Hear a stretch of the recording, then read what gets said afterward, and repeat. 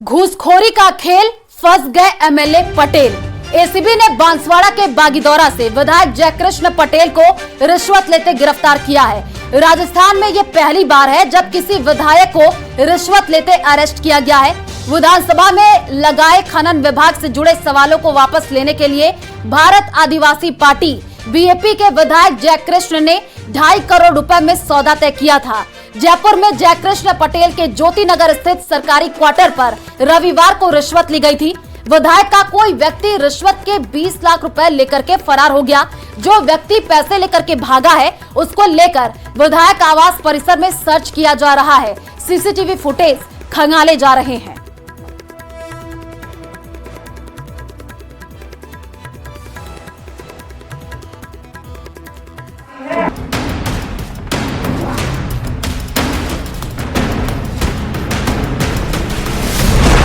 विधायक आवास पर रिश्वत का खेल।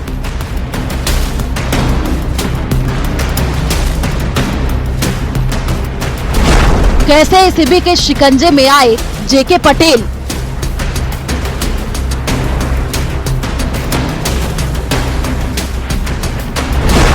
एसीबी के ऑपरेशन की इनसाइड स्टोरी। सरकारी मुलाजिमों और अफसरों के रिश्वत लेने की बात जनता अप्रिय सत्य के रूप में स्वीकार कर चुकी है, लेकिन प्रदेश और पब्लिक की दशा दिशा तय करने वाला उनका चुना हुआ जनप्रतिनिधि जब रिश्वत का खेल खेलने लगे तो जनता खुद को ठगा हुआ महसूस करती है। सिस्टम से उसका भरोसा डगमगाने लगता है। राहत की बात है कि ऐसे रसूखदारों के खिलाफ भी कार्रवाई हो रही है। आपके टीवी स्क्रीन पर नजर आ रही ये तस्वीर ऐसे ही एक विधायक की है। जयकृष्ण पटेल पर 20 लाख की रिश्वत लेने का आरोप है। एसीबी ने जयपुर विधायक निवास में रंगे हाथों गिरफ्तार किया। जयकृष्ण पटेल बांसवाड़ा के बागीदौरा से बीएपी विधायक है। पहली बार विधायक बने हैं पटेल। प्रदेश में पहली बार किसी विधायक को रिश्वत लेते हुए पकड़ा गया है। बिल्कुल ट्रैप कहा जाएगा और हमने ट्रैप में ही अरेस्ट किया है।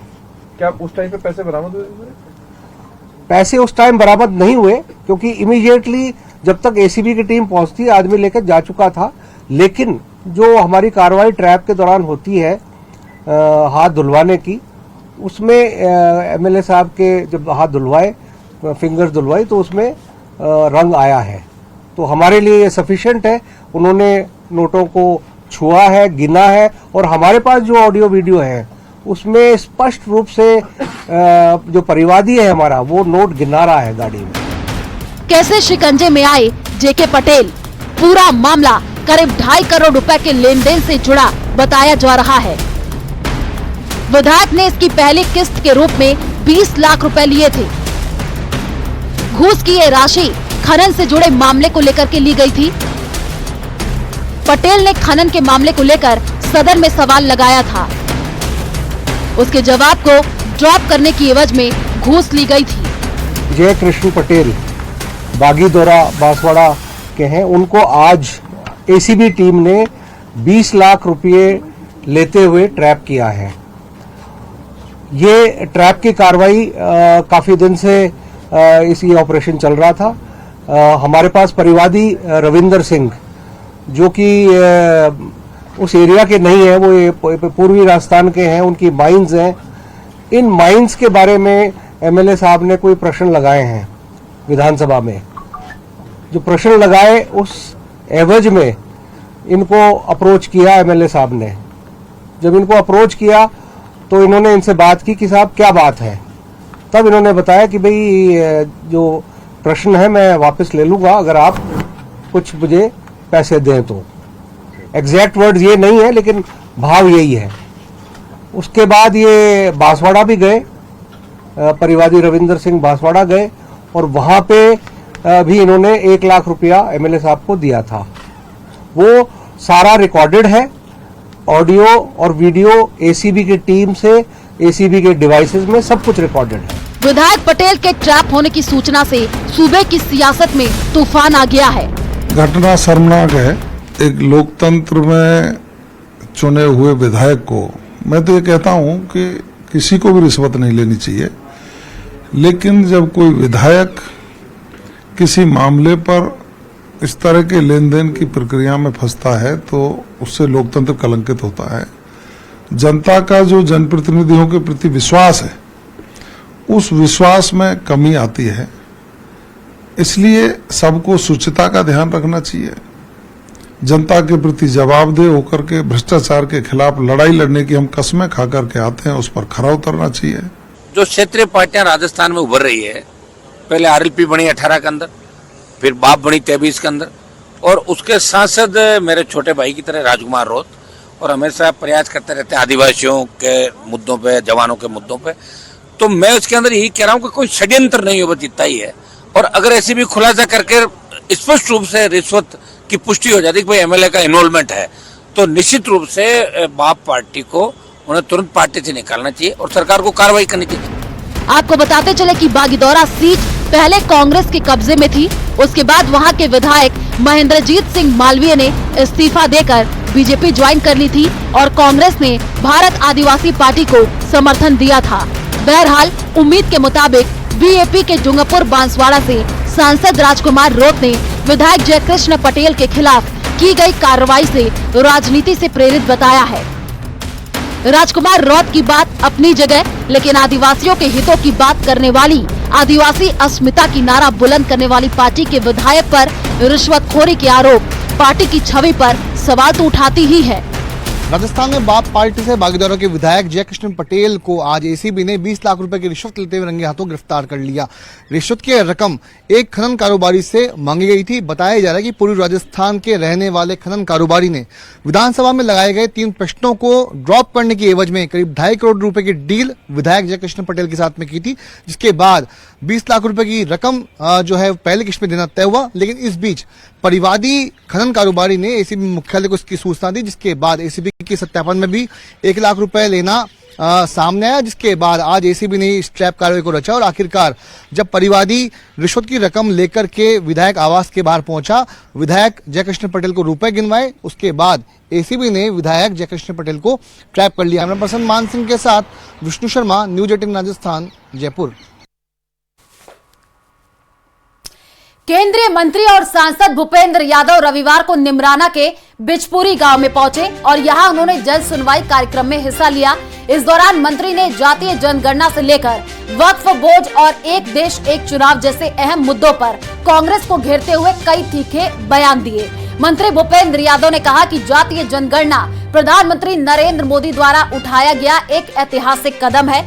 उन्होंने कहा इस जनगणना का उद्देश्य केवल जाति तक सीमित नहीं है, बल्कि ये सामाजिक ढांचे, जेंडर, शिक्षा और अन्य सामाजिक मानकों को जानने का प्रयास है, ताकि इन्हीं आधारों पर प्रभावी नीतियां बनाई जा सके। कांग्रेस ने इस दिशा में कभी कोई पहल नहीं की, लेकिन अब श्रेय मांग रही है, जो आश्चर्यजनक है। जनगणना प्रधानमंत्री नरेंद्र मोदी जी के द्वारा उठाया गया एक ऐतिहासिक कदम है। इस ऐतिहासिक कदम का जो तात्पर्य है वो समाज में जो डिस्पैरिटी है, जो समाज में अलग अलग वर्गों की अंदर जो एक सामाजिक संरचना उसको जानने का है। जनगणना कार्य में केवल जाति ही एकमात्र विषय नहीं है, इसमें जेंडर भी है, एजुकेशन भी है, बाकी सामाजिक मानक भी है। और ये सामाजिक मानक सामाजिक स्थिति के आधार पर सरकार की पॉलिसी बनाने में मदद करते हैं। दौसा में आयोजित एक सरकारी कार्यक्रम में मंत्री डॉक्टर किरोड़ी लाल मीणा ने अपने विरोधियों को जम करके आड़े हाथों लिया है। साथ ही किरोड़ी लाल मीणा ने क्षेत्र के विकास के लिए मदद करने का भी वादा किया। दौसा विधानसभा उपचुनाव में अपने भाई की हार पर डॉक्टर किरोड़ी लाल मीणा ने कहा कि गहलोत, पायलट, डोटासरा और मुरारी लाल मीणा के चक्रव्यूह के कारण वे भाई को नहीं जिता सके। उपचुनाव में जानबूझकर ये प्रचारित किया गया कि किरोड़ी लाल मीणा और मुरारी लाल मीणा एक है। और मुरारी लाल जीत गए 2,45,000, तो उनकी गारंटी तो इनकी। कोई मेरा गड़बड़ करे, लफंगागिरी करे, किसी की दुकान से सामान ले आए, पैसा नहीं दे, सोशल मीडिया पे गड़बड़ करे, तो वो जिम्मेदारी तो मुरारी लाल जी की, बाकी सबकी जिम्मेदारी मेरी है। तो 2,45,000 से जीतना आसान है क्या? आप लोगों के दिमाग में बैठ गया था किरोड़ी लाल मुरारी लाल तो एक है, और उसका नुकसान मेरे को हुआ। अरे एक ही है तो वो एक है ये कहने वालों ने भी मारा और मुरारी लाल ने भी मारा, सबके सामने। झुंझुनू दौरे पर आए भाजपा प्रदेशाध्यक्ष मदन राठौड़ ने वक्फ संशोधन विधेयक को लेकर के बड़ा बयान दिया है। पत्रकार वार्ता में भाजपा प्रदेशाध्यक्ष मदन राठौड़ ने कहा कि वर्षों से वक्फ की कीमती संपत्तियों पर बाहुबली मुस्लिमों ने कब्जा कर रखा था। वहां होटल, दुकानें और कॉलोनियां काट करके बेच दी गई। उन्होंने कहा कि जिन लोगों ने वक्फ की संपत्तियों पर अवैध कब्जे किए वही अब संशोधन विधेयक का सबसे ज्यादा हल्ला कर रहे हैं, जबकि ये विधेयक गरीब और जरूरतमंद मुस्लिम समुदाय के हित में लाया गया है। संशोधन विधेयक पर जनता को जागरूक कर रहे हैं। बहुत अच्छा ये संशोधन विधेयक लेकर के आए जो गरीब मुसलमानों के भले के लिए है। वक्फ की संपत्ति पर कई मठाधीश बाहुबली मुसलमानों ने कई संपत्तियों पर कब्जा करके होटलें बना दी, कईयों ने कॉलोनी काट करके और पैसा खुद खा गए। पिछले चुनाव में लाल डायरी पर खूब बवाल मचा था। पीएम मोदी तक ने चुनावी सभा में इसका जिक्र किया था। बीजेपी आरोप लगाती रही कि लाल डायरी में गहलोत सरकार के भ्रष्टाचार से जुड़ी सारी जानकारी है। इस बार व्हाइट हाउस की चर्चा है। आरएलपी सुप्रीमो और सांसद हनुमान बेनीवाल ने व्हाइट हाउस के बहाने सरकार पर गंभीर आरोप लगाए हैं, जिसे बीजेपी ने सिरे से खारिज कर दिया है। ये रिपोर्ट देखिए।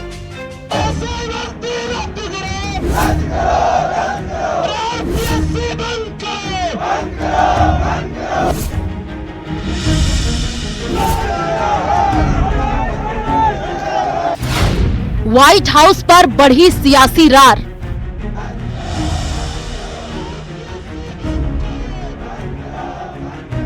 एक टेलर है कि हम रास्ता जान चुके आ सकते हैं, पिक्चर बाद में दिखा देंगे सरकार को। बीजेपी पर आरएलपी का करारा प्रहार।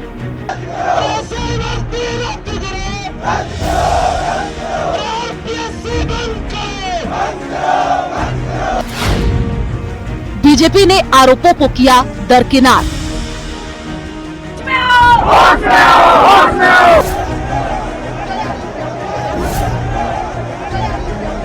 अच्छा काम कर रही सरकार।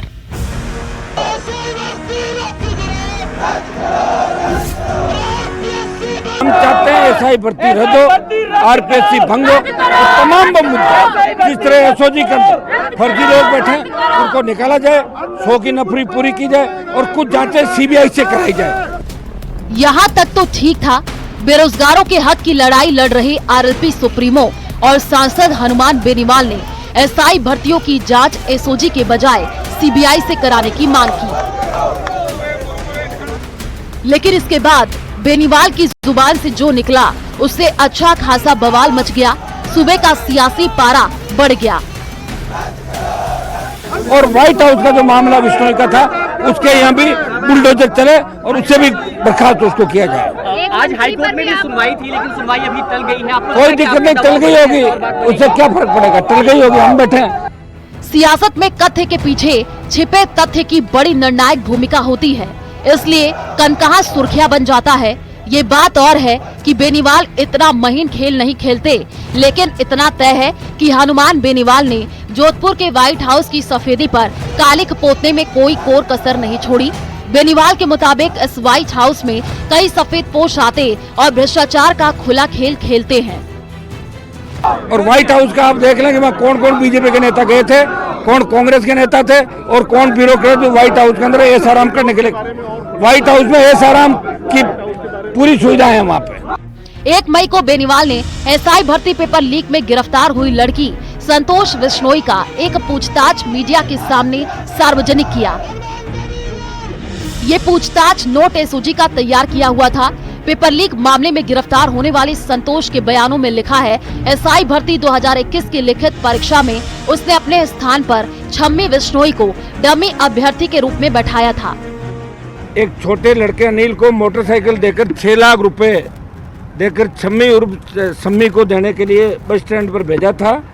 अनिल को बता दिया कि बस स्टैंड पर एक औरत खड़ी है जिसको रुपए देकर आ जाना। तब अनिल बस स्टैंड जाकर छम्मी उर्फ सम्मी को 6 लाख रुपए देकर आया था।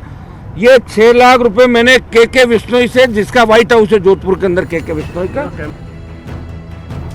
बेनीवाल की ओर से सब इंस्पेक्टर भर्ती 2021 मामले में मंत्री के बिश्नोई का नाम उछालने के बाद पहली बार मीडिया के सामने आए। बिश्नोई ने कहा कि एसआई भर्ती 2021 कांग्रेस के कार्यकाल में हुई थी। इस भर्ती प्रकरण में उनका कोई रोल नहीं है। एक अपील युवाओं से चाहिए कि एसआई भर्ती के पेपर लीक की बात तो है और अन्य परीक्षाओं की भी है, लेकिन ये सब तो पूर्ववर्ती सरकार के समय हुआ। फिर आपने पूर्ववर्ती सरकार के साथ में ये कंधे से कंधा मिला करके चुनाव क्यों लड़ लिया? आपको जब नहीं इन सब चीजों से विरोध है तो उनके साथ भी इनको हाथ नहीं मिलना चाहिए था। आरोप प्रत्यारोप जारी है, लेकिन वार पलटवार के बीच व्हाइट हाउस का जिक्र अब सियासी गलियारों में तेजी से फैल रहा है।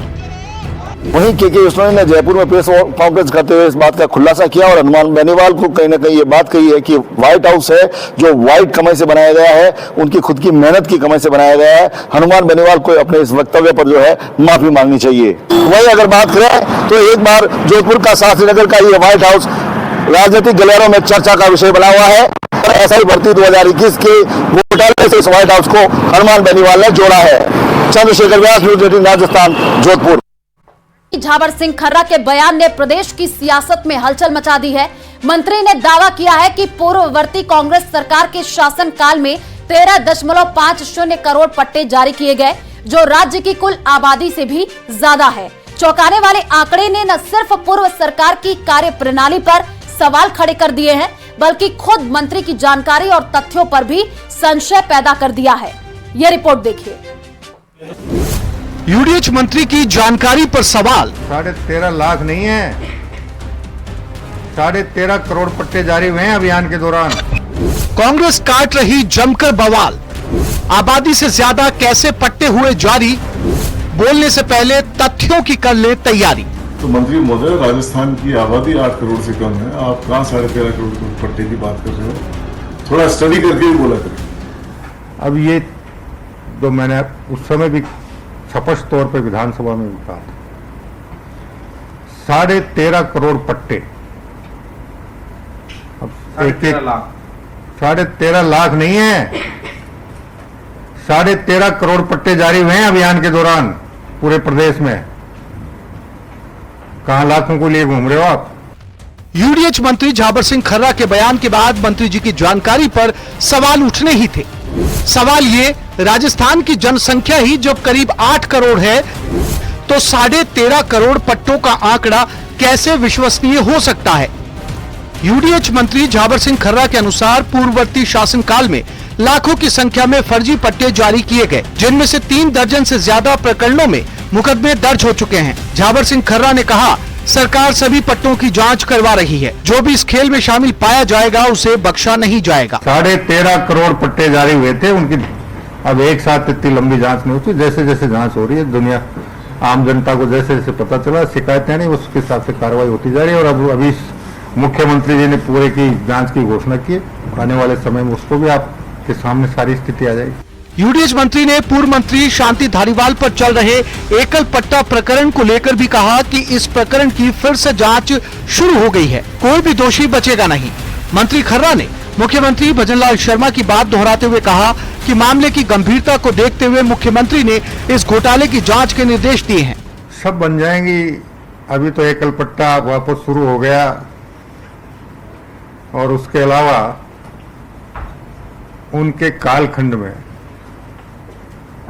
क्योंकि पट्टा 13.5 करोड़ एक विस्तृत जांच का विषय है, लेकिन जो कोटा और दूसरी जगह की जो शिकायतें हैं उनकी जांच आपको बहुत जल्दी शुरू होकर उसका परिणाम आपके सामने आना। यूडीएच मंत्री ने साफ कहा कि अधिकारियों को स्पष्ट किया गया है कि बिना किसी दबाव के निष्पक्ष कार्रवाई की जाए।